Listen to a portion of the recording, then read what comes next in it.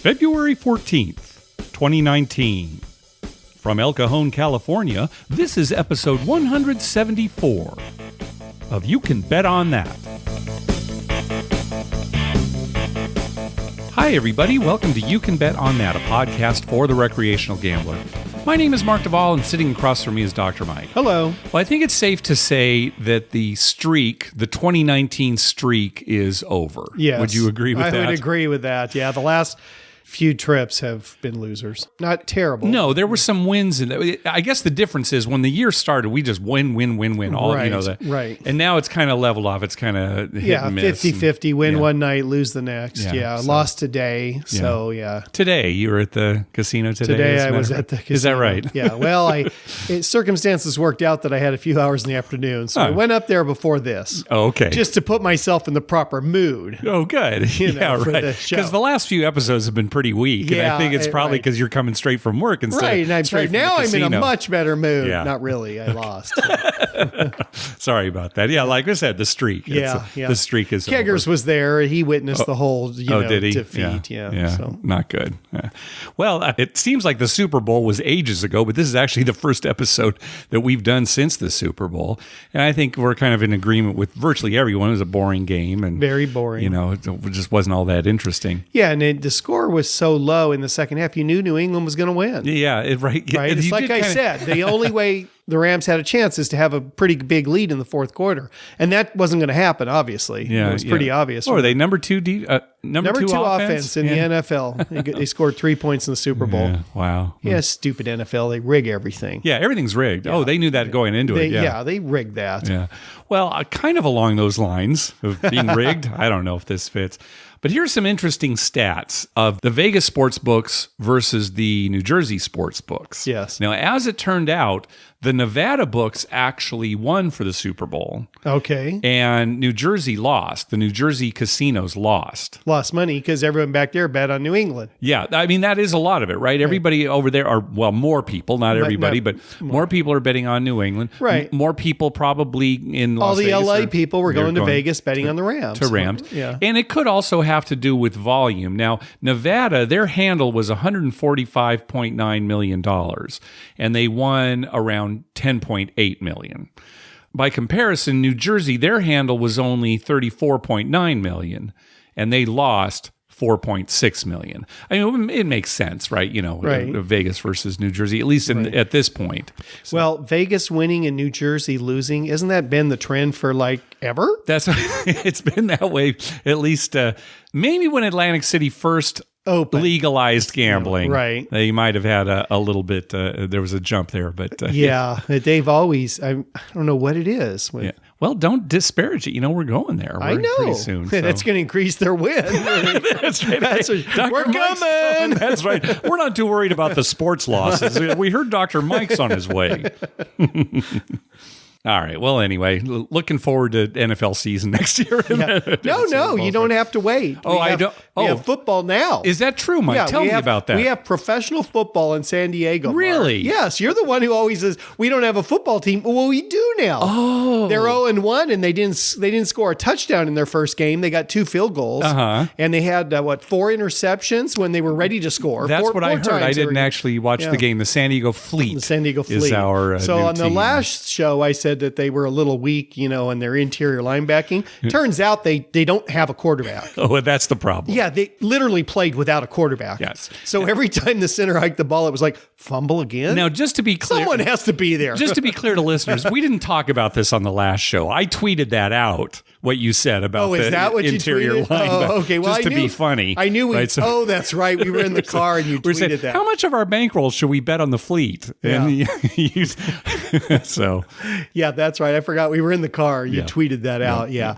Well, anyway, they were a road game, so this week they're at home. Right. Yeah. So it might be home turf where they're used to playing. Yeah. On Sunday night at 5:30. It's like a Sunday night game. All right. Maybe I'll watch this week. We'll see. The professional football team from San Diego is on Sunday night. Nice. I got a Sunday night game. It's not on TV, but they're on.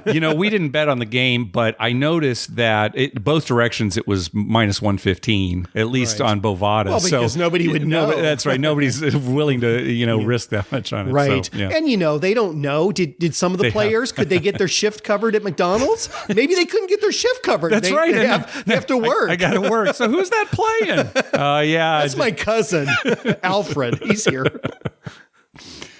Well, we've got a topic that we want to talk about here, and it is the stigma of gambling. And I put a few notes here down, Mike, but I think this is going to be more like a free-for-all for us, because you and I, we were talking in the car about how there is this stigma attached with gambling, whether it's deserved or not. It is there. Sure. And you were saying that it's probably better than it used to be. Oh, I think it's way better than it used to be. But you go back 30, 40 years ago, you said you were a gambler. It was like, oh, he's a degenerate. That guy's like that. You were right up there with drug dealers. Yeah. It's seriously. It's funny that you say that because just coincidentally on yesterday's The Better Life, Tim and Eric were talking about broaching the subject of gambling in conversations, or kind of letting people know that they gamblers. And, sometimes they're a little hesitant. And Tim was saying sometimes he's a little hesitant about, when and how to bring it up. And, right. Especially if you're in a professional setting or you're in any work setting, really, do you want your boss to know you gamble? Right. Well, we never mention listeners' last names on the show unless they say it's okay. And in some cases, we've had listeners actually say, please do not use my last name. Right. And that's why, they're not sure how people might react, whether it's in a professional environment where they work or friends or whatever. Right. And even when we started the show, Mike, I was saying, how do you want me to refer to you? And you decided Dr. Mike because that's what my kids have always called you. Right. And you were thinking, well, maybe you don't necessarily want your patients to know that you're, doing a gambling Well, podcast. only because you don't know how some of them react. Some of them like, oh, that's great, and they want to listen. And some of them, might think, oh, can I trust him? Right. And but since then, you've been, you talk all the time with anytime a patients patient brings if they bring it up something up about gambling, then we start talking because I figure we've got something in common or some interest in common anyway. I remember a little while ago, we had a meeting at work, and in this meeting, the person running it was saying, all right, we're going to go around the room and tell everybody something about yourself that maybe not everybody knows. One of those work silly kind of, one of those get to know people kind of thing. So I said, I've got a gambling podcast, right? And in the course of talking about it, somebody joked, oh, you better check his expense account. Yeah. Kind of joking. And it didn't offend me. And, I was kind of laughing. But, that does creep into people's minds. It does, right? And it's probably something he shouldn't have said. No, it's it's him. I think he's the problem. Yeah. A guy like that to jump to the conclusion. And that's one of the biggest problems in the world, not just with gambling. People jump to conclusions. And to jump to his defense, you hear things like that all the time in the media. And it sounds funny to say, too. It's sure, like, I'm sure he was trying to be funny. Oh, of course, right. There was nothing. Those pair of nuns. Right. They recently had embezzled, to go on these gambling trips. Well, nuns are people, too, right? And they like to gamble. They have needs. Yeah, they have needs. It's partly your fault, too, because you should have said something else. Talk about your third nipple. I don't have a third nipple. Talk about, well, you can make one up. No one will know. That's right. I'm so ashamed of the gambling podcast. Right. That you make up a third nipple. Not that there's anything wrong with third nipples. I'm sure plenty of our listeners have them. It's not that uncommon. Right. Great. Now it's the stigma of third nipples. People around the country wearing thicker shirts. They're on some podcast. So a guy makes a joke on the show and it didn't offend me, but he really shouldn't have said it. But it is true. People, I don't know what it is, because gambling, for us, it's just entertainment. Mm-hmm. Right, it's our hobby. It's our hobby. It's no different than if I said, well, you know what? I got to admit, I golf like 6 times a week. I always think of golf, too, just because, I don't know, maybe. Well, my father-in-law golfed every day. Yeah. When he retired, he golfed every day. Yeah. And, people might look at it and say, what a waste of money. I mean, he spent a lot of money golfing. Sure. But it's what he loved. Yeah. So, I mean, he could have been at the casino every day. Yeah. He could have been, I don't know, spending money in other ways. So you just have to find a way to spend your money.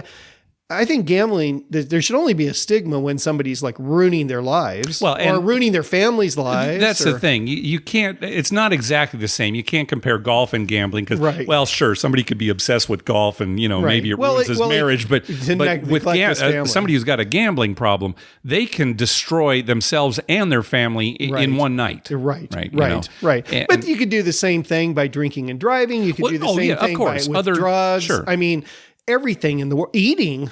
Yeah. What is the most addictive thing in America? I'm going to ask that right now. What is the most addictive thing in America? All right. Well, I think you've kind of primed me here, but I'm going to say food, overeating. Sugar. Oh, yeah. There you go. Yeah, sugar. Sugar is the most addictive thing on the planet. And it's funny because I don't generally get political, but just to talk about this, you know, the sugar companies poured a lot of money into research. I think it was like in the 50s and 60s to convince people that it was fat. In food that made you fat. Right. And it's not. It's the sugar. It's the sugar. Yeah. And sugar is it's more addictive than any drug. It's more addictive than alcohol. It's more addictive than gambling. Sugar is the most addictive thing. And yet it's legal and not only legal, tomorrow's Valentine's Day. So I got to go out to See's Candy and get some to remind me. But it's one of those things that is accepted by society. Well, sure. Right. Valentine's Day. I mean, how many people are going to give their spouses or girlfriends or boyfriends, whatever, candy tomorrow? And I'm a victim of that actually to a certain extent. I love sweets. I definitely have a sweet tooth. So, let me just educate you a little bit about sugar. Okay. Sugar is sugar. Don't kid yourself that natural sugar is better than any other sugar. Right. Your body processes it the same. Sugar is sugar. You can eat processed sugar, natural sugar. So people are like, have a smoothie, have a fruit drink. It's better for you. It's not. A smoothie actually contains more sugar in it than like 3 cans of Coke. There you go. Well, I guess it depends on the smoothie, but I take your point. But it's a lot of people drink a smoothie thinking, it's natural. I got, I got some strawberries in here and blah, blah, blah, and it's good for me. No, it's actually worse. Yeah. So, where's the stigma with sugar? Well, you ate a candy bar today, Mark. I can tell. There's chocolate all over your face. That's right. At work, right? I think I'm going to go home. Well, I don't know if we've reached any kind of big conclusion here or anything, but I guess probably just said something everyone knows. Yeah, and I don't think that you and I are necessarily affected by people judging us. No. Based actually, on it. You and I, it's probably worked in our favor. Just because of the show and everything? Yeah, because of the show and everything. People, we made more friends. We know more people. Well, there you go. Okay, yeah. We're happier. But to compare it to, again, obviously people have gambling problems. People have drinking problems. People have, all sorts of different problems. So it definitely can be. But, say some people have a podcast about wine. Right. Probably it would not turn as many people's heads as a gambling podcast. Right, that's true. Right. And even when I go through the ethics training at work, we have this yearly ethics training. There's always one slide in there where there's a picture of a bunch of poker chips and, as being one of the vices or, something to watch out for. And so, I always think of that. Well, when the FBI called me about you for your background check, just so people know, not that you did anything wrong, but, I'm a reference for your background check. Right. They ask, does he excessively gamble? And I'm like, are you kidding me? I cannot get him to bet more than $30 on an 8. He never bets the hard ways. He doesn't even bet the far bet. I do it. We appreciate your input, doctor. Thank you very much. We'll take that into consideration. But seriously, that's how I got my job. But seriously, they asked me that, and I was honest. I said, sure, of course. Have you seen him in a casino? Yeah, like all the time. But does he gamble heavily? No. Yeah. He's very conservative. It doesn't affect his life. Again, there's probably more to say, but I knew this would be kind of a free-form conversation. If anybody else has something to say about it, let us know. I bet you people would call us with stories. Yeah, because there's probably more to say on this. And we've described. Or they've been at work and mentioned something about a casino, and somebody looked at them like, "Oh, better check them." Now, I have known 2 receptionists that embezzled from their bosses. Not me, but people I know who were embezzled by their employees who were using the money to gamble. Okay. So, it does happen, both right? at Barona. So if that means anything in San Diego, they both were gambling in Barona. Okay. They both ran into big debts, didn't want to tell their husbands. Yeah. So they were embezzling from their work to cover their gambling losses, and which is what I do. It's stories like that, true stories. Yeah. that will continue to perpetuate the stigma. So it's never going to completely go away. No, but I think it is better because a lot of people enjoy going to Vegas Mm-hmm. now, and they enjoy, going out to the casino. Sure, and sports because it doesn't betting mean you're betting a lot. It does not, no. Especially now the casinos have concerts and they have pools and they have, all kinds. It's not 1960 where the casino was gambling and that's it. Yeah. They have a lot of activity. So a lot of people go to the casinos for other activities. Yeah. I go for the cheese puffs. And you get them all over your fingers too. And then they get on the dice and then they have to shut the game down. Boy, I love those cheese puffs. All kidding aside, he buys so many cheese puffs at the gift shop using his points. Every week I take all they have. He has to make several trips from the rack to the cashier. It's true. My family all likes cheese puffs, and I love them. Hey, thanks to everyone who's been clicking through our Amazon link. Remember, whenever you're going to buy something through Amazon, please go to our page first, youcanbetonthat.com, and click through our Amazon link towards the top of the page. All right, let's move on to our voicemail hotline segment. Remember, call our hotline at 951-292-4377. That's 9512-WAGERS. 9512-WAGERS. And maybe we'll play your clip on the show. First up is Ryan. Hey guys, it's Ryan from Las Vegas. So I know the Super Bowl's coming up, so it's been crazy around here. A bunch of people putting in bets for the Super Bowl. I just wanted to share a little something with you. The other day, there's a ton of prop bets. You can bet on anything for the Super Bowl. Honestly, you can bet on who's going to score the first touchdown, what's the exact points they're going to be, is this person going to rush over this many yards, the halftime show going to run longer than 45 minutes, is blah, blah, blah. Well, I was in line, I was making a small bet, and the guy next to me, I hear him say, let me get $1,500 on the Rams to be the first team to call a timeout. And I'm just thinking, man, you don't have something better to bet $1,500 on than if the Rams are going to call the first timeout? I mean, even if you think you know sports betting, how could you possibly know who's going to call the first timeout? That is a total coin flip and just a complete guess. But, I mean, I guess he has just as good a chance as us betting on anything else, but I would just feel a lot better on something that I feel like the numbers point to or something like that. But I don't know. I just thought that was crazy. Thought I'd share with you guys. Well, good luck to you guys. After we got Ryan's call, I went and I checked the odds on betting who calls the first time out. Right. And it turns out it was not even. It turns out it was Rams minus 140 and Patriots plus 110. Now, we had a theory about that. We talked about it. And we theorized that Belichick is a more seasoned coach, and he would probably save his timeouts for late in the first half or late in the second half. Right. And you could say the same thing about Brady, too, that he would be Brady less likely to call a timeout because he's got his act together and he's calm, cool, collected. Right. And the Rams, with a younger quarterback, would be more likely to need a timeout, and the coach would be more likely to call one since he's younger. So maybe this bet was better than, say, just betting the coin flip, which is going to be completely random. Now, as it turns out... the New England called the first timeout. Yeah, in their second drive. I think they called 2 timeouts just in that same drive. Right. So, So the guy who made that bet, he lost. He lost his $1,500. He should have just went and got a $1,500 four at the craps table. Yeah, really. Right? Maybe just didn't want to pay would have won VIG. $3,000 there.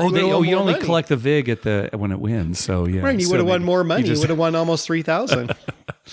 So yeah, as far as setting a lot of these prop bets, the books, they think about it, and then maybe this was one that who knows what kind of action they saw. You can think all you want, but they could have called a timeout on the first play of the game. Of course, anything can happen. Anything can happen. Yeah. All right, next up is Fred. Hi, Mark and Dr. Mike. This is listener Fred, and I've called in a couple of times, and I love your show. You guys are great. But I have a bone to pick with Dr. Mike. About 3 shows ago, when the year 2019 began, you talked about having a really bad cold, but you having a 6-point fire bet. And you provided 0 details. I mean, come on. We're all craps players here. We enjoy the delectable details. And by contrast, at least on 2 fire bets, you guys gave us all the delicious details about 6-point fire bets on at least 2 other occasions. So come on, Dr. Mike, provide it. Now, just to prove that I can provide information, not just whack you guys, I want to give you an update of what happened about 3 weeks ago when I was in downtown Las Vegas. I was staying at the Fremont Casino, and so I wanted to concentrate my craps play on the Boyd's casinos in downtown. Now, none of the Boyd's casinos have fire bets or all tall, all smalls, but I did walk into Main Street Station, which is also Boyd's Casino, and I bought in for $500. And while I was there, I had the largest hit I ever had at any craps table where I didn't have the fire bet or all tall, small hit. Unlike other Boyd's casinos, Main Street has 20 times odds on craps. I lost a few bucks on a couple of shooters, including myself. Then the shooter to my immediate left went on a heater. I started with a $5 pass line bet and comes with $25 to $50 odds, then graduated to $75 to $100 odds. I also hit a few hard 10s and hard 4s. The guy rolled for at least 40 minutes. And while I didn't count the rolls, the shooter didn't hesitate as soon as he got the dice. So he really pounded the rolls out given the time frame. Oddly, there were pretty much only 3 players on the table until the last 10 minutes of his roll. Maybe it's because we weren't yelling or screaming and just collecting our money after each roll, so we weren't garnering much attention from people that afternoon. The boxman did complain 3 times to the shooter about not hitting the wall with both dice, but the shooter was at the opposite side, and those were long tables, and I didn't see any attempt to influence the dice or even set them on a particular number. He hit a bunch of 6s and 8s and 9s on the pass line along with a few 10s. I really like the 20 times odds, so I kept pressing the odds without having to augment my pass line or come bets. When he was done, the hot shooter colored out. I proceeded to lose about $100 on the next 2 shooters, then colored out myself, and netted $1,380, even after tips. And I went to the casino cage. They had to make a phone call, and I had to wait a minute before they got the go-ahead to pay me. So thanks to the roll, I made a nice profit that trip. So my question to you was, why would crap shooters play at Fremont and the California casinos, also Boyd's casinos, walking distance from Main Street Station, where you're only allowed 2 times odds on the lines, when at Main Street it's 20 times odds? It just doesn't make any sense to me, and I wonder if you guys have any thoughts on that. That's Listener Fred signing off. I think there are a couple of reasons. I was going to say, I can think of 2 right off my head. Yeah. One I was thinking of is once you get to 10 times odds and above, it really makes no difference to most players. I think, Mike, you would probably be the exception because you would probably max out your. But for someone like me, I may not even be taking 5 times odds, depending on how much I've got out there. So that's it. When you're talking about 20 times odds, 100 times odds, some people that means nothing too. Yeah, right. The other reason, Mark, is that gamblers are superstitious to a certain extent. So let's say you were there for the weekend, you went to Main Street Station the first night. It wasn't good rolls. You were betting 20 times odds and you got hammered. The next night you're like, I'm not playing at Main Street Station so you're going to go to another Boyd casino if you want to get points at Boyd. And you don't care that it's 2 times odds because you're thinking to yourself, well, last night 20 times odds got me killed. Yeah, right. So tonight I'm going to take it easy. I mean, that's really why they'd be there. Well, I think another reason too is just the environment, the crew. I can tell you right now that at Main Street Station one time we had a bad crew. We had a bad experience with a pit boss, right? It might have been a boxman actually. Boxman. So why would we want to play there? Right. We'll go somewhere else.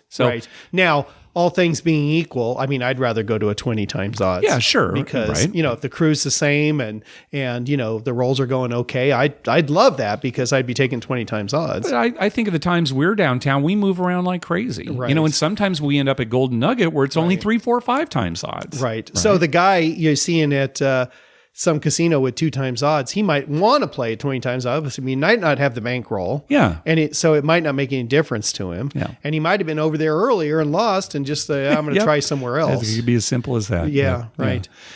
Now, as far as that fire bet goes. Yeah, I wasn't with you on the last time you hit the 6 numbers. Yeah. Yeah. Mark wasn't there. It was just me by myself. Yep. And it was nothing spectacular. It did happen pretty quickly. It happened very quickly. That can. So it wasn't like I won a ton of money. It wasn't like I mean, the 5,000 I got from the fire bet was way more money than I won. Just playing betting, the regular just craps, playing yeah. regular. And a lot of times it's not that way. Yeah, you a have lot of some times, really, they make a bunch of 8s between, while they're trying to make their 5, and you win way more money than you do on the fire bet. But this was quick. And right now I can't remember the details, but I do remember that when he got to the 6th number, he established it and made it like 2 rolls later. So it wasn't a long drawn out thing. Yeah. And if I remember correctly, you might remember this better. I think I laid against that last point. How am I going to remember it? Because I told you. There. No, okay. Remember I told you. Yeah, I'm pretty sure you probably did. Once you're on the 6th I think number, I told you I got on the 6th and I was debating, and then I just laid against it a little bit. Yeah, right. Not a lot. It was like, okay, I'm going to win 5,000. I'm not going to lay like 1,000. Yeah. I laid like just a few hundred, just in case, just for the fun of it. Yeah. Plus, you had recently hit a 6-point fire, like less than a month before. Right. So, how much you're not quite as excited. It's like, hey, another one. That's great. That's probably why I didn't give details. I mean, there wasn't much to say about it. Yeah, it wasn't that interesting a roll other than we made all made 6 numbers. Yeah. So I don't know if I had a story to tell, but point taken, I should have expounded on it a little bit. All right. And next time that happens, I'm going to try and immediately talk into my phone and say, okay, he made a 6 and an 8, then he repeated 2 5s. And okay, that's what it's going to be, right? The embellished. And then he rolled a 2. Yeah. And nobody was on it. It took a while to reset the cards.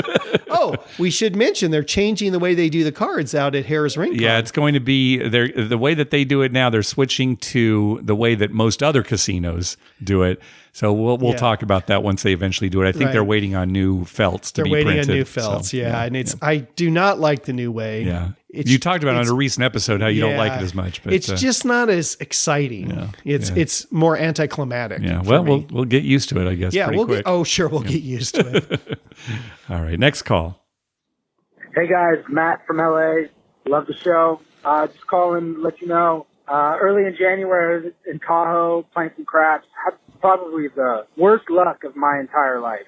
Just 7 out. And it just got decimated, and that kind of put my annual Super Bowl trip on hold because my bankroll had kind of run out. But today is Friday, right before Super Bowl. I said, you know what? I'm going to give it a shot. Went to the local San Manuel Indian Casino down outside of LA.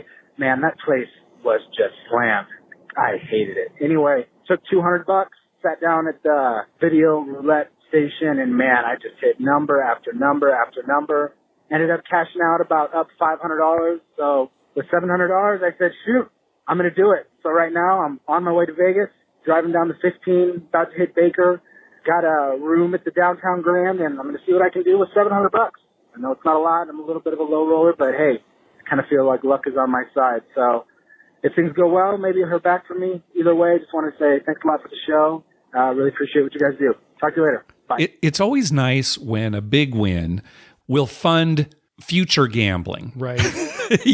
So then you don't have to worry about it. I remember I never think of big wins as like, oh, I'm going to be up for the year. I just think, well, that means the next trip I've got a little money to play I've got some money to play with. And if I lose it, I'm back to where I started. Yeah. And if I lose more than that, it's like, well, I would have lost a lot more had I not had that win. Years ago, I took my grandparents to Las Vegas. We talked about that on Vegas Confessions recently. But I took my grandparents. I had very little money on me. And I thought, well, I guess I'm just really not going to gamble. I'll probably just, go to eat meals and try to entertain them. So, we're sitting at the Horseshoe eating and getting some prime rib special. And I decided to fill out a Keno ticket, just a 4-spot. And I hit all 4. It's like, okay, good. Now, now I have some money to play. At least I'll be able to play tonight and tomorrow. And, it's a good feeling. Keno saves the day. Yep. It's so sad that Keno's gone away. Keno saves the day. Another good t-shirt. I hope you're writing these down. Yeah. Keno saves the day. And then just a picture of some guy. It turns out his name's Keno.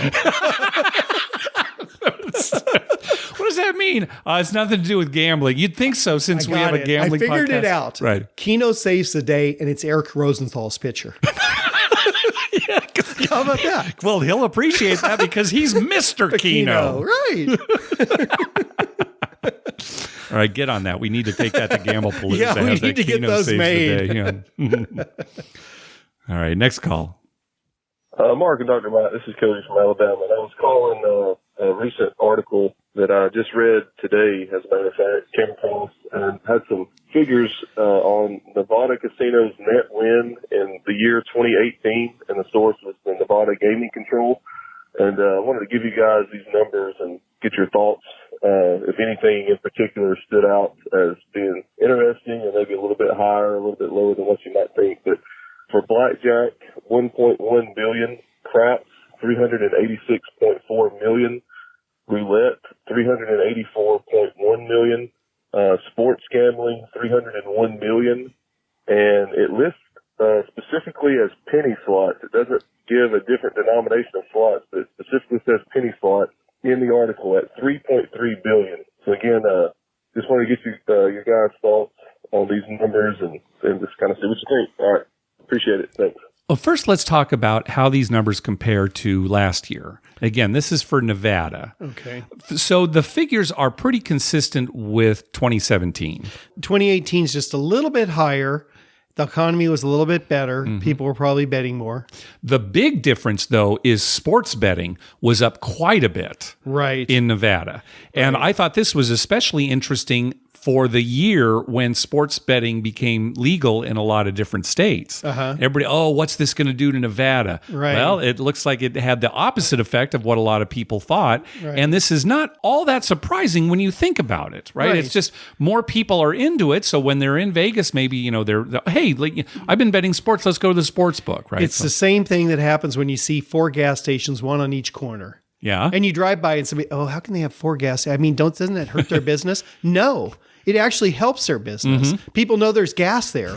So they go to that corner to get gas. And same with restaurants. They're always clumped together because when there's one, there's more, and you actually increase your business. The fact that more people around the country are sports betting in other states probably helped Nevada. Yeah. Well, that's what that's what the numbers show. That's what the numbers show. Yeah. Now, as far as just the individual games, one thing that Cody didn't mention, and probably wasn't in the article that he read, was that Baccarat, at least as far as table games, brought in the most money.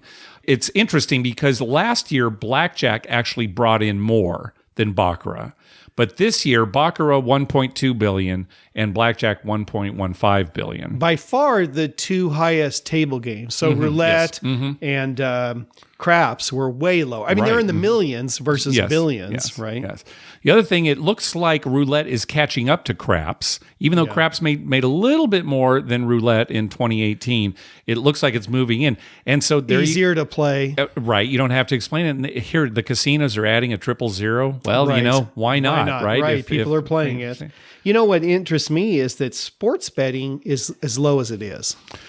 It really does that surprise you? It's in the millions, and whereas penny slots and slot machines and baccarat and blackjack are in the billions. Yeah, are you really surprised though, Mike? Because when people go to Vegas, and they're going to bet on sports, I think I'll put $10 on that game, and that's all they do. Right. Whereas that's one bet at the blackjack table. Right. Well, and that may be indicative also of the fact that when people go to Vegas, they don't think of sports betting unless you're a sports. I mean, they probably get most of their money from a fewer number of people. Okay. I bet if you took the average bet of a sports bettor versus the average bet of a blackjack player, the sports bettor's higher. Like how much they would wager in a day. Maybe. That'd be interesting to see. Obviously, there are people who, at least in the past, before sports betting started spreading, they would go to Vegas. Specifically to we have some bet. friends that do that. Right, really don't even play on tables. They just go to bet sports the whole bets. time. And they make, larger bets than somebody would at a blackjack table. It's just there's more people playing blackjack. Yeah. So in the long run, you're going to get more money. I don't know. I don't know that I necessarily agree, but I just there's no thought way there'd to be $1 billion in sports betting. Just in football alone, you'd think, right? Yeah. One last thing. Let's talk about these penny slots. For all slots, they brought in $7.71 billion, which far and away is more than any other, single game. And penny slots accounted for 3.33 billion of that. Yeah, 43%. Right. So depending on what your definition of, almost half is, it's almost half. Right. Is these penny slots. And, the marketing on those penny slots is so smart because we've talked about it. They're not penny slots. Your dad, who would never have played a dollar slot machine, a $3 in the past. three coin ins machine, he would have never played a dollar $6 machine with $3 in Right. it at a time. He always yelled at me for that. Yes. Meanwhile, he'll go to the penny slot machine and bet $6 On one spin, on right? one Because spin. it's just Because pennies. it's a penny, and he's got all those lines. Yeah. So It keeps creeping up. So, and just on these penny slots, in 2017, it accounted for 42.7% of all slots. And then this year, penny slots, 43.1% of all slots. So I wonder who was the genius who thought, let's just make them all penny slots. Yeah. Because before there were quarters and there were dollars And nickels. on the main floor and nickels. And there were some pennies too, right? I remember And seeing some legitimate penny slots at the plaza downtown. Right. Mhm. Yeah. And then you had to go to the high limit room if you wanted to play $5 or more. Right. But there were there were dollars on the floor, but mostly were quarters. Remember in the day they were mostly quarter machines. Oh yeah. And now they're all advertised as penny machines, even though you can put $6 in a pool. Yeah. Or more on Yep, some of them. Yep. Yep. So anyway, some interesting figures. You know who's next? Melanie? Yeah, here she is. Hey, Mark. Hey, Dr. Mike. It's Melanie from Colorado. Loved your last shows. I'm glad you guys are back and feeling better, Dr. Mike. So got a question for you. A week ago, I was at the View Bar, actually right this time, and the progressive on quarter double bonus was up to about $23.50, $2,350, even higher than the 50 cents. So I'm playing. I got 20 for the Royals in a 3-hour period. At one point, I was up $600, and I played down to up $500, and then after 3 hours, I gave up on chasing the Royals. So my question for you is, would you, Mike and Dr. Mark, kept going? Mm-hmm. I did call this into 500, so if you don't want to use this call, since I know you have a lot of mutual listeners, I get it, but I would love to hear what you guys would do. All right, love the show. Thanks, bye. Well, you call into more than one show, you get different opinions. Different That's perspectives. a good way to do it, exactly. So she was at the View Bar. The View Bar is upstairs at the D.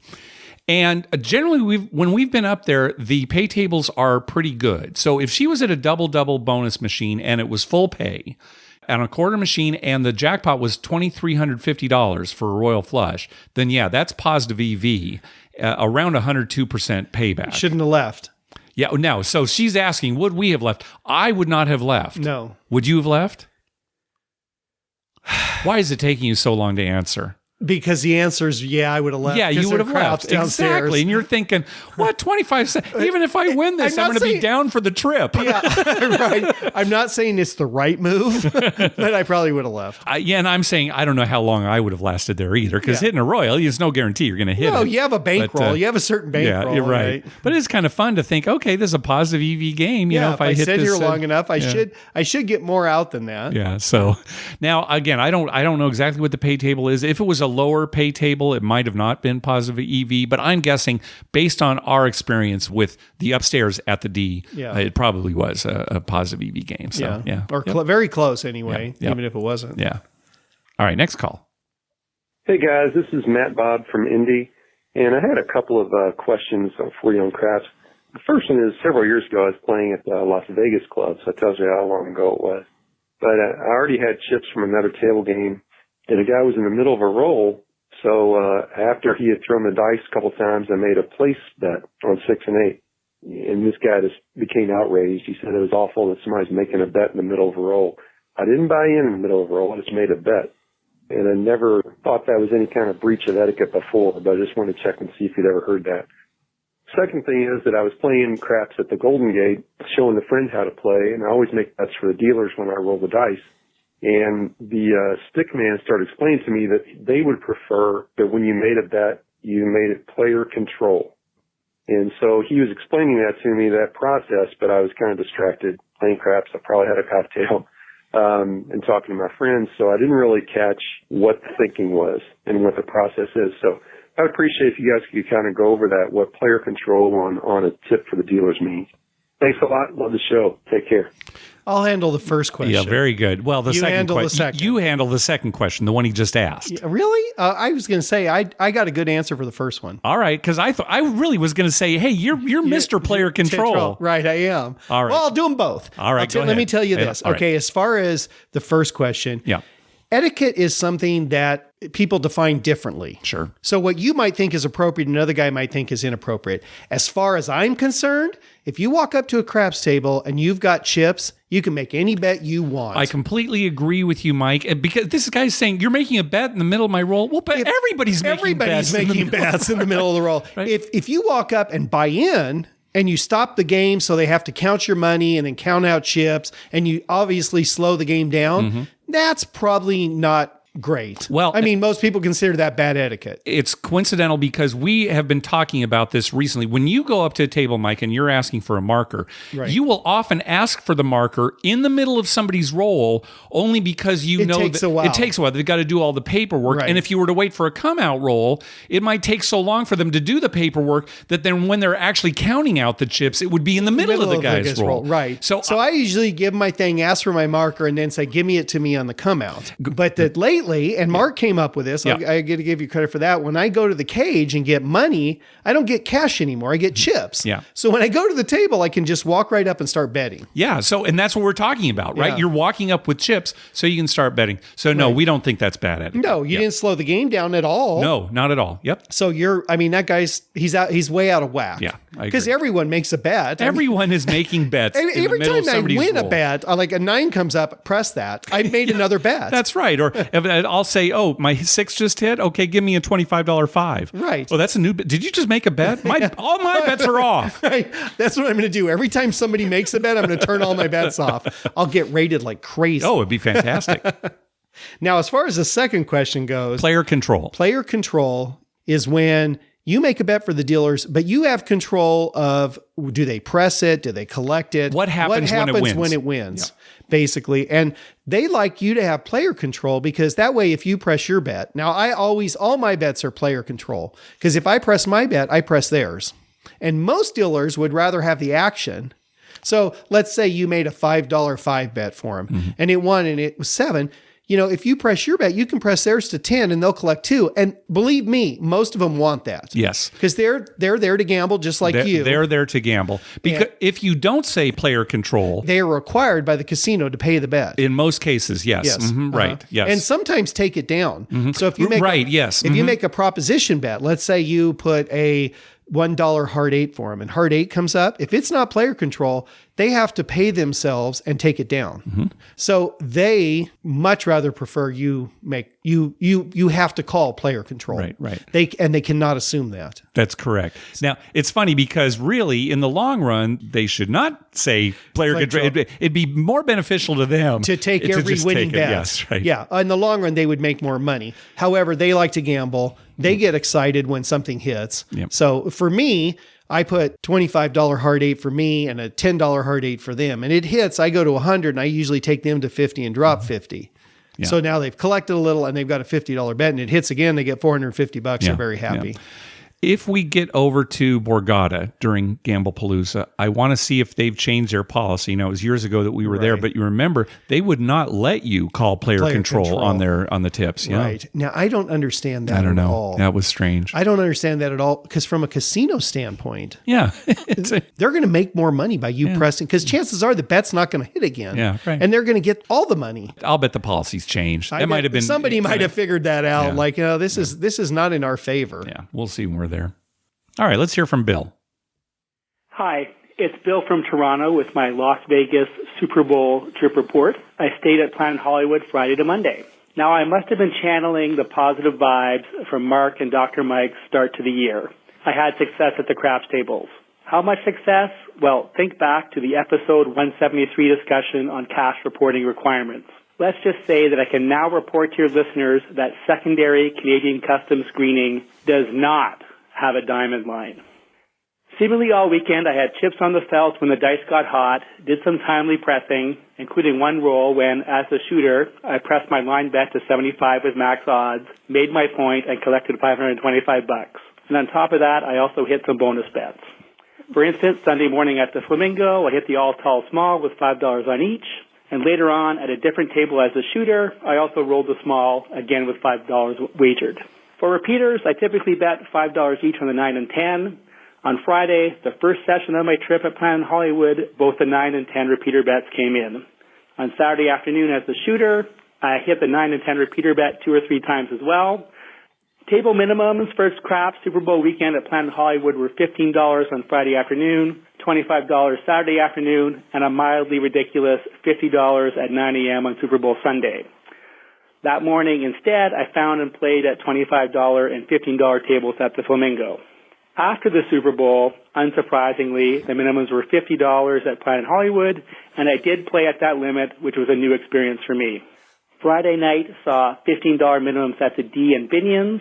I also found a $15 table at the Link both Friday and Saturday night. Saturday night also, I had tickets to the 8 p.m. Absinthe show, so I was at Caesar's Palace Saturday from 5 to 7:30. And Caesar's Palace was, well, Caesar's Palace. $25 tables jammed up like a $5 game downtown, busy $50 tables, and even a $100 table open. It was a big win to, 1, just find a spot at a $25 craps game, and 2, to find a spot at the bar for a pre-show cocktail. Caesar's was hopping. At the $50 minimum table at Planet Hollywood, they didn't let me bet less than 50 odds. The base dealer, who had initially set up my bets before the stick said, "Hey, it's a $50 game," gave me a knowing look and said, "The Rio, which is owned by the same company, would totally let you do this." After no odds for a few rolls, I eventually took single odds in all my pass line and come bets. At the Link, after a point of 5 or 9 was made, I said to the dealer, "Oops, sorry, I've overbet my odds." I had a $15 line bet with 80 odds. I was expecting them to hand back my extra $20.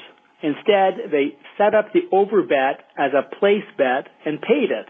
I thought this was generous of them, although I guess I'm assuming that on a losing wager in this situation, they wouldn't take the odds overbet. For the Caesars properties not having boxman file, after my big Saturday roll at Planet Hollywood, there was a 5-minute delay as the table had to wait for a supervisor to become available to confirm the amount players were coloring up. For the you can totally trust the rating system file, after cashing in my chips at the cage following my Sunday session at the Flamingo, I asked the supervisor what my average bet was and how long I played. She said, "Oh, I've already closed you out. Let me check. You're Kenny, right?" In fairness, there was a shift change during my play, but still. For the what to do with free play file, I lost 6 consecutive blackjack hands with my $150 in free play. Next time, I'm taking your advice and using my free play on video poker or slots. On Saturday, my friend, who was a diamond player but somewhat new to craps, hit a repeater bet and didn't realize it didn't stay up.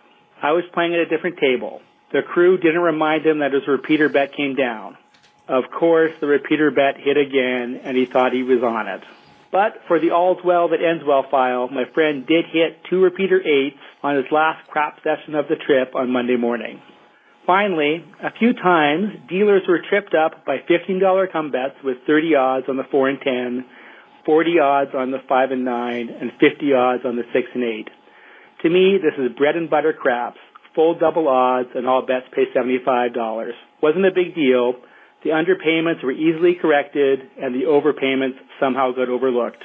Anyway, thanks again for the great show, guys.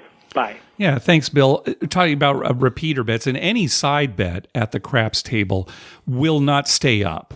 Generally, all tall, small, repeater bets, if they hit, you're going to need to replace them. You need to replace them, yeah. And the casino should remind you. I mean, certainly to their benefit. And usually they do say something like, "Do you want that back?" Yes. Yeah, But if it's busy, they may not. Sure.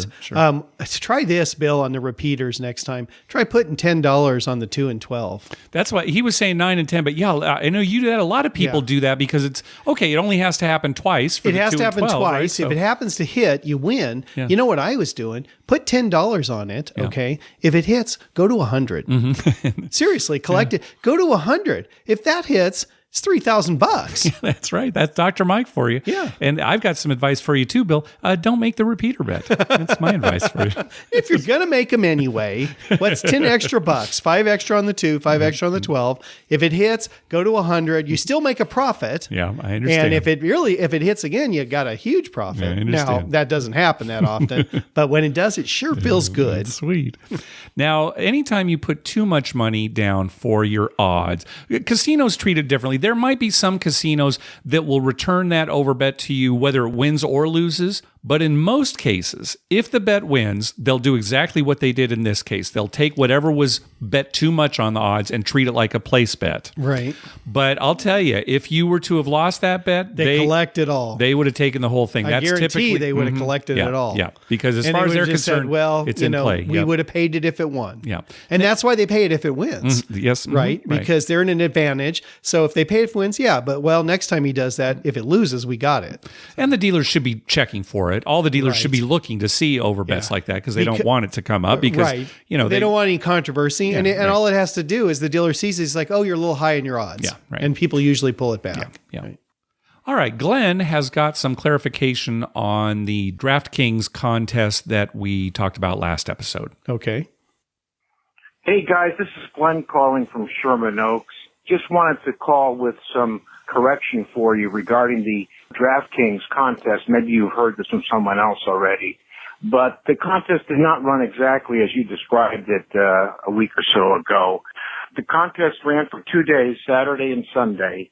And you are right, you had $5,000 to bet, and then the other $5,000 went into a pot.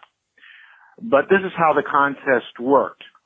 On Saturday, you could use your $5,000 to bet on anything, not just NFL. You could bet on anything on the board. On Sunday, you were required to bet on the NFL, on the 2 games, and that's all you could bet on. So that's how the betting structure worked. The other thing to know relating to the controversy is that those who were present at the warehouse where the contest was set up had access to the immediate results and funding for the last game. So those folks had no problem.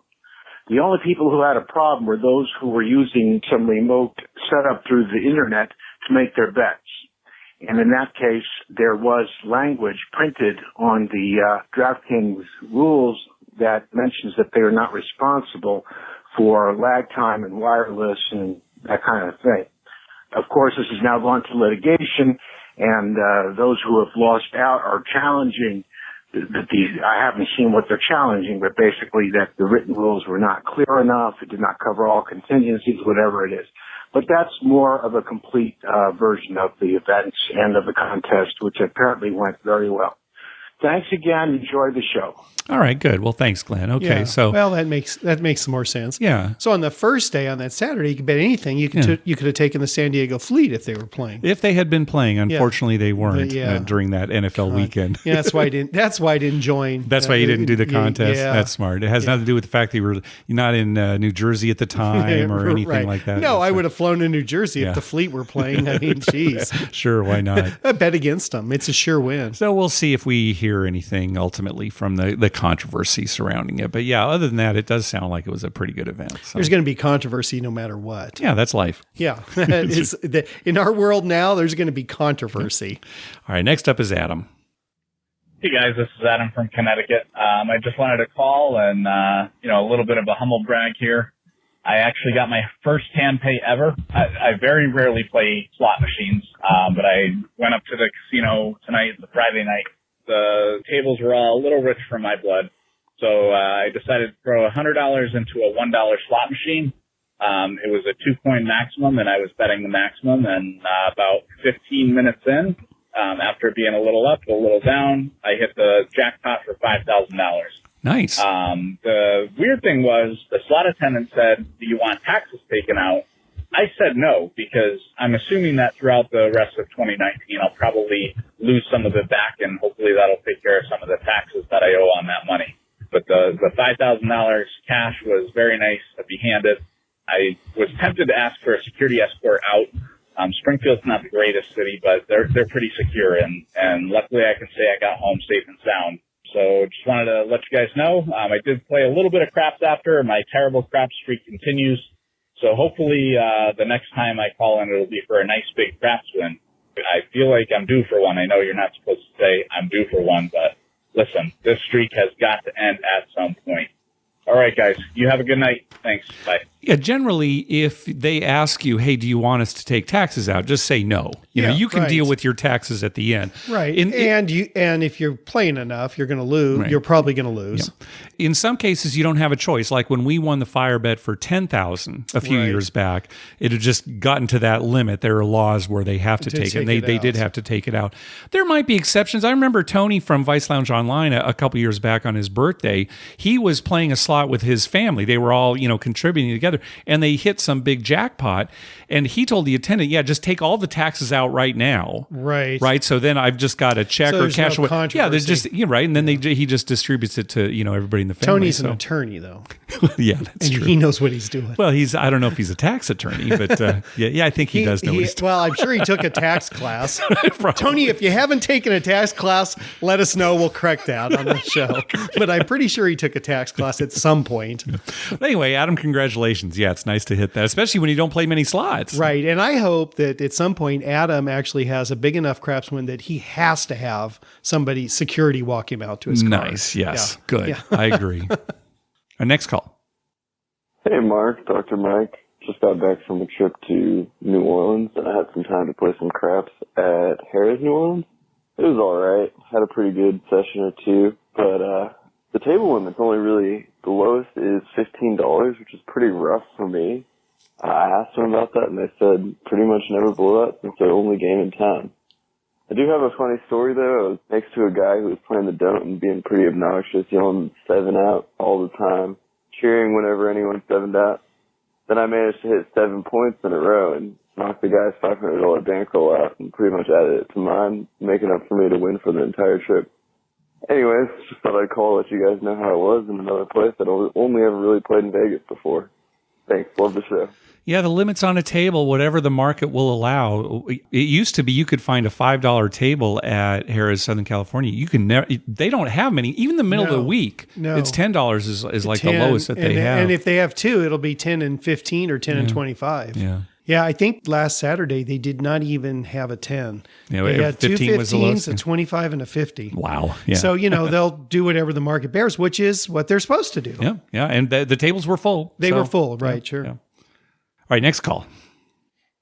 Hi, Mark and Dr. Mike. This is Bogus Bill from Johns Creek, Georgia. I'm new to your podcast, and I've been binge listening to it for a while to get caught up. I'm going to make my second trip. My first trip was Knowledge of Craps. My second trip to Las Vegas next Monday. And I was curious if there's an update on the casinos that you would recommend that I visit. I'm a low roller, but I kind of would like to experience as much of Vegas as I can in the few days that I'll have there, just to kind of see the different types of craps, tables and crews and stuff that are out there. So far, I understand I definitely need to get to the Cromwell. I'm staying at the Flamingo, so the Cromwell is going to be right next to me there, so that shouldn't be a big deal. And the other one is the Downtown Grand, but that was because of the free buy bets on the 4 and the 10 that you guys have mentioned, but I have no idea whether that's still going on. I seriously doubt it. Is there any casino that you would recommend downtown, any others on the Strip that I should absolutely go see and go experience while I'm in Vegas? And also, my other question is, what is your favorite craps game on the phone or on the PC? So if you're waiting for the wife to come out of Yankee Candle at the mall, what are you playing on your phone to scratch your craps itch? I enjoy one from Comma Games called Craps. It's a multiplayer game, and I enjoy seeing other players' styles on there. What I've noticed is there seem to be a lot more Dr. Mikes out there betting the hard ways and all the prop bets, more so than Mark-style craps players out there. I tend to be more of a Mark-style crap player myself. I like to play the pass and play come bets pretty much. I generally stay out of the middle. Anyway, I'll give you a better organized trip report from Las Vegas when I get back. I'm enjoying your podcast very much. Thank you all for doing this, and I will talk to you in a couple of weeks. Thanks a lot. Bye. Yeah, when it's play money, of course there are going to be more Dr. Mikes than Mark. So right, yeah, it's just like poker, online poker. Yeah, right. When you're playing for free, I mean, people are staying in with everything and doing stuff they normally wouldn't do. But there are a few people who take it serious. And they want to see. Okay, if I were really at a table, how would I win? I'll be honest with you, Bill. I have not found a craps app for my phone that I like. I've got one on there. I don't even remember the name of it. But, when I'm sitting and I'm trying to kill some time, I'll do Sudoku or something. I won't even pull up the Craps app very often. Well, you play Craps on your computer at work, well, but it's a program you wrote. No, it's not one that I wrote. It's WinCraps that runs on Windows, and you can write programs for it. Okay. So that would be what I'd recommend for Windows PCs is WinCraps. And I use that all the time. You can run simulations and try different things, and that's good. But I haven't found anything good for a phone. So, the free buy bets, those are gone from Downtown Grand. Yeah, long gone. Yeah, in fact, they even reduced their odds from 10 times to 5 times. So still good. For downtown, it's not all that good because there are a lot of 10 times odds downtown. Right. But sure, 5 times odds, it's not bad. And we enjoy playing at Downtown Grand. And, as far as like what to do, you'll probably find downtown more suited to your limits. For low rolling. Yep. So that's good. Mm-hmm. And then when you're on the Strip, you're in the perfect spot. Flamingo. Go to Flamingo, go to Cromwell, go to Harrah's, go to Bally's. That side of the street, you'll all find, depending on what days you're there, you might find $5 and $10 tables. That would be good for your limits. But to kind of answer his question, where does he need to go to see different craps? He already said Cromwell. That's good with the 100 times odds.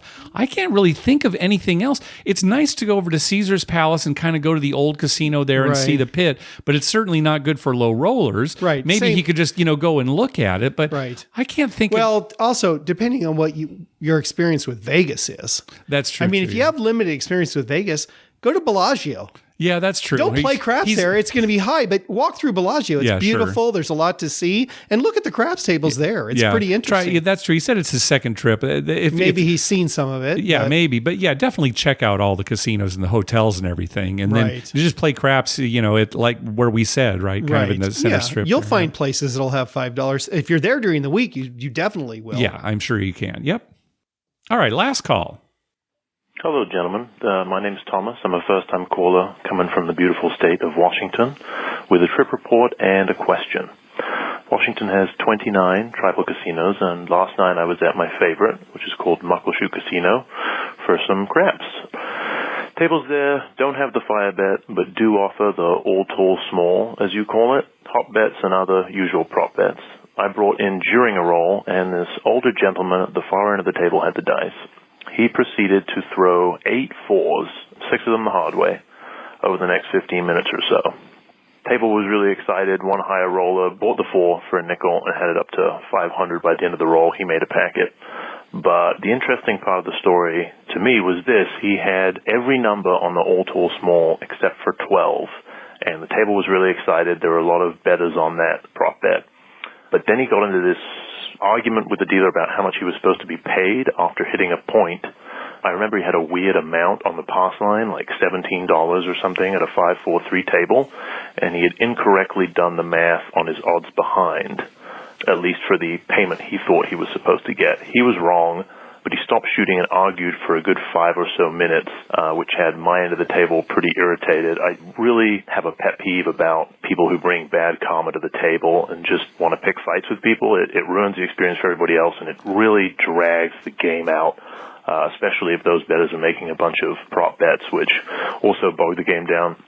Anyway, another bettor got pretty nasty as well, and the pit came over, and of course the dealer had paid him correctly. Then he picked up the dice and threw it, immediate 7 out. And it definitely felt like karma, and I think he realized that the rest of the table was pretty unhappy with the way he'd acted towards the crew. So he leaves his chips, shuffles off, and returns about 10 minutes later with this giant pepperoni pizza, which he then proceeded to share with the table and insisted that the crew try as well. I don't know if any of the crew actually took him up on that I saw, but it's the first time I've ever seen someone share food after 7ing out. As for myself, I had decent success considering the table blew hot and cold after that. Cashed in for 200, cashed out for a little over 300. So that leads me to my question. How does a low roller like myself best take advantage of those long rolls, especially if the numbers hitting aren't the inside numbers? I tend to be pretty cautious and only play the 5, 6, 8, and 9 unless a come bet lands on 4 or 10. So I didn't really make a ton of money off the old timer hitting all those 4s. Anyway, thank you, gentlemen. You run an excellent podcast. Oh, he got cut off there at the 3-minute mark. It's such a hard question to answer because you never know. The next roll, 1 out of every 6 times is going to be a 7. All right, I'll answer it then. All right, go ahead. This is what I would suggest. Okay. Now, this depends on how long you've been playing. So if you just walked up the table and this is your first roll, it's a lot easier to do than if you had been there for an hour and a half and you're down $500. Okay, right. But that being said, if I'm a low roller, and let's say I have a $5 pass line bet with odds, and I've got $32 inside. Okay. As soon as I've broken even, as soon as I've collected all the money I put out on the table, press your bets. Yeah. Now, it's easy enough. Now, let's say you have a $12 6. If it hits, just go to 18. Yeah. Right? You don't have to take a full-on press. Go to 18. If it hits again, go to 24.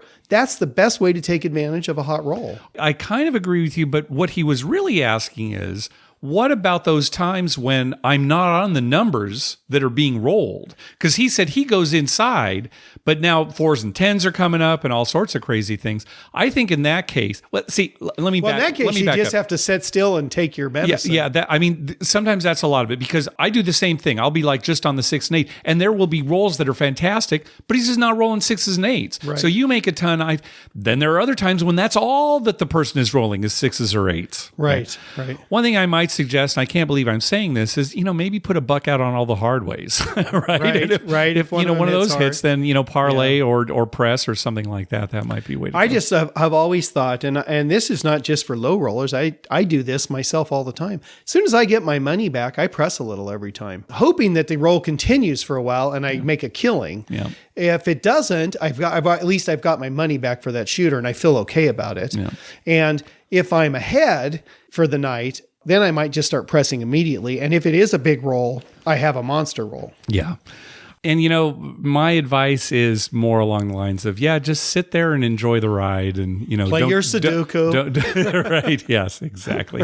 And it's kind of a happy ending to that story with the guy bringing pizza back to the table. So now, Thomas has not played with us.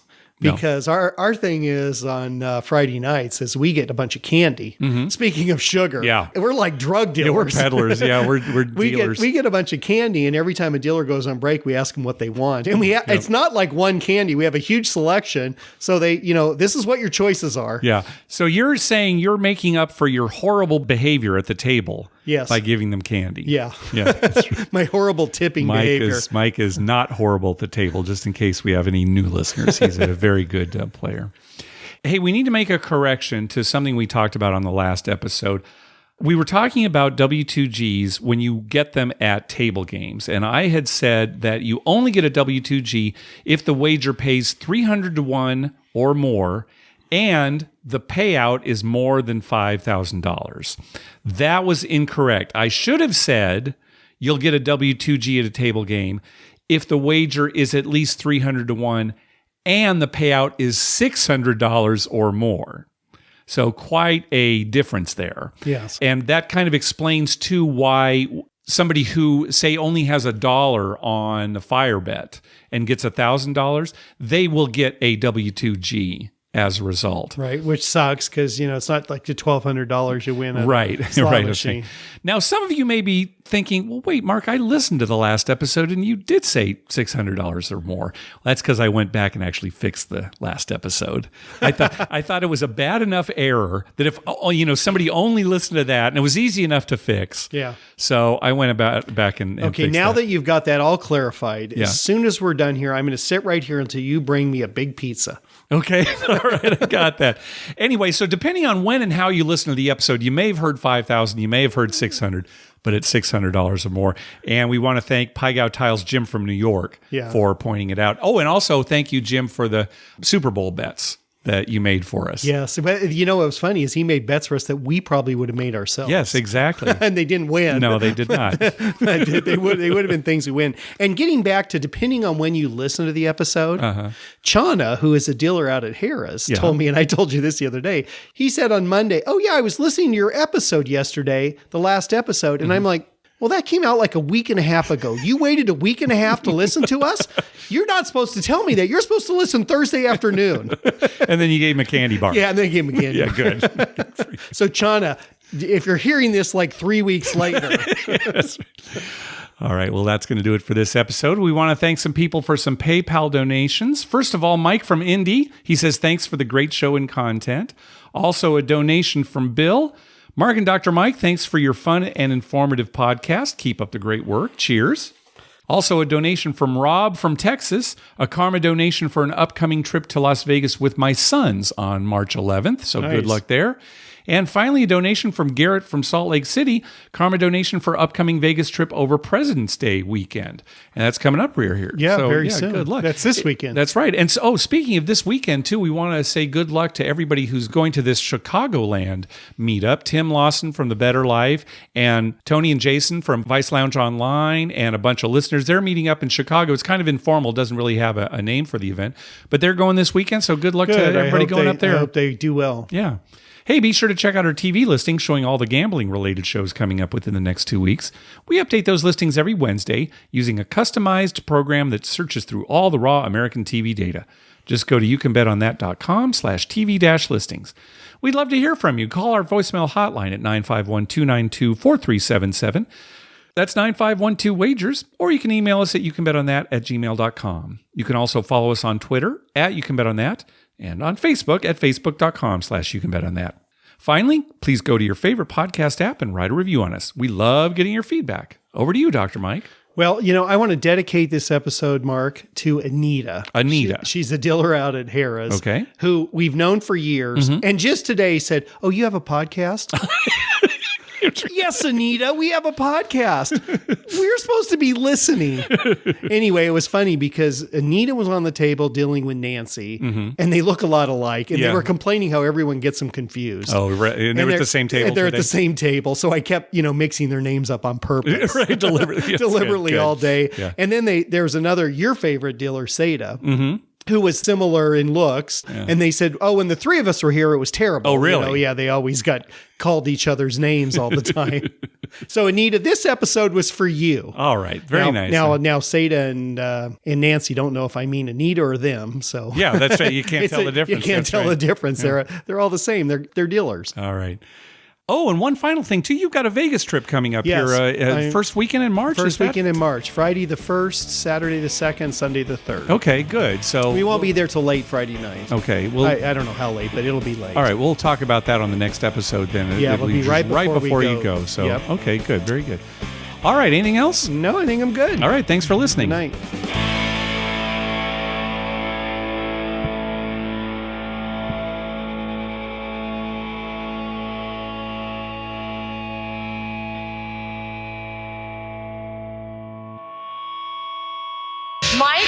Mark, that was wonderful. I had no idea you were so talented. The audience is going to love you.